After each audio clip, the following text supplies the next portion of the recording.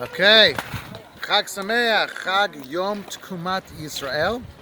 Before we start, a little schmooze, just a little schmooze. Just thank you to everybody for coming. So just show everybody that's here. I'm gonna give a wave and a shout out. Wave, shout out. Yes, hi. 74 years, baby. I'm counting. So this is the Mi Lashem Eli group. I noticed last year, I shared the video from last year, and it was called the Hashem Truth Activist Chevra. But we changed the name over the course of the year to Mi Lashem Eli. Everybody that's in that group knows why we changed it. Originally the group was called Vaccine Truth Activists, and then Facebook started shutting down anything with the word vaccine. So I said, okay, we'll call it Hashem's Truth Activists. So we changed the Hashem Truth Activists because we're active for Hashem. And even that last year, over the course of the last year, there was such messege. I don't have to tell anybody what happened. That I said, oh my gosh, we are reliving the moment of the Chet Egel, where everybody bowed down to the Egel except for Shevet Levi, and then Moshe said, Mi Lashem Eli. Who's with Hashem? And that's us. That's all Chevra. So first a little bit about Yom Tkumat Yisrael, why it's called that, and then I'll tell you the beautiful thing that Ariel Berg shared and how that applies to us. The difference between last year and this year, which I think is amazing, if you think about it. So first of all, Yom Tkumat Yisrael is what Rav Bar Chaim calls Yom Ha'atzmaut, and people say, should I say Hallel, the Zion Nazis, and this, am I celebrating then? I said Hallel with a bracha today. I will explain to you exactly why in very short. We are not celebrating politics. We're not celebrating Ben Gurion. We're not celebrating anything connected to political movement or even government. We are celebrating, as Rabbi Chaim says, the same thing as Hanukkah. Hashem saved Am Yisrael from a shmad. It's that simple. Okay? Hanukkah, we all say Hallel. Why? Chazal says because they were going to wipe us out, and Hashem saved us. So they learned from that story, and this happened in Purim, originally in Purim, right? We say Hallel in Purim. Oh no, we don't say Hallel in Purim. We say in Hanukkah because we were saved from a shmad. So therefore, we sang Shira. The question is, why don't we say it on Purim? The answer is because Purim, even though it was saved from a shmad, it wasn't in Eretz Yisrael. So you need two ingredients. You need to be saved from a shmad, like during the story of Hanukkah, we were going to be wiped out by the Greeks, and it has to be in Eretz Yisrael, or pertaining to Eretz Yisrael. Then you say Hallel. And when was the next time that happened in history? It was in 1948. 7 Arab armies came around us. It has nothing to do with Ben Gurion. They wanted to wipe us out and kill us. So we have in the Birchon over here, I'll just say it very quickly. Elke, where's the Birchon? See the Birchon? Just give me 1 second. Elke, where's the Birchon? We have it over here somewhere? Okay, I'll read it from here. I'm gonna just read I just want to read what it says, and then you'll see what it is. This is from Machon Shiloh. Rav David Bar Chaim composed this, and it should be here. Yom Tkumat Yisrael, he calls it the day of the resurrection of Israel. And I'm going to just read to you. It's an Al Anisim, you can see it over here. And the Al Anisim explains basically what it is. It says Al Anisim ve'al Gvurot ve'al Teshuot ve'al Machabot ve'hapkut ve'hapidut she'asita imanu ve'im avoteinu b'yamim b'zman hazeh. And this is what it says. B'mei Tkumatenu. In the days of our resurrection, right? Would that be a good word, Freddie? Bekum Aleinu B'nei Arav. When the B'nei Arav, the Middle Easterners came against us, the Arabs around here. Lahashmid laharog ula'abed et kol ha'olim mishvi hagola el eretz chemda. They came to wipe us out. They did. Amru, they said, the Arab nations around us, the hostile ones. L'chu v'nach chidem. Migoy, v'lo yizachar shem Yisrael od. That's from Tehillim. We're going to wipe them out, and nobody will remember the Jews, nobody will remember Hashem. Okay, ve'ata b'rachabecha rabim, amadata lanu be'es tzaraseinu, rafta es rivenu, danta es tinenu, lekamta es nikmasenu, mesarta rabba b'yad ma'atim, urisha'im b'yad tzadikim.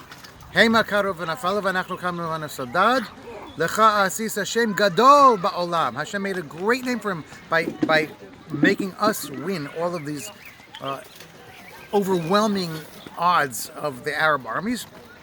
A great salvation. B'chodesh hasheni, b'chamisha lachodesh, parkanu ol goyim me'al tzavreinu. We were porek the yoke of the goyim from our neck. We say that in Birchat Hamazon all the time. Harachaman hu shvar aleinu me'al tzavreinu.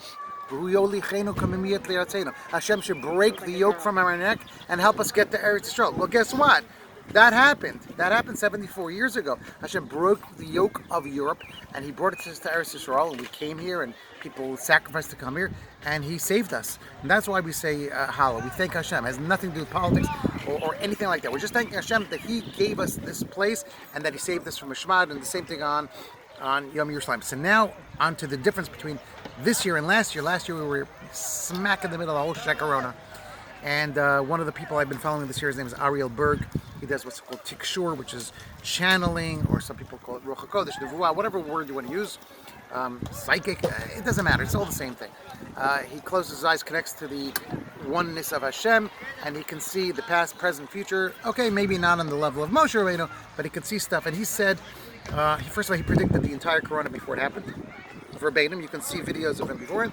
And he said last year sometime, when we were getting together, that comes February, March, there's going to be terrible things happening here in Israel.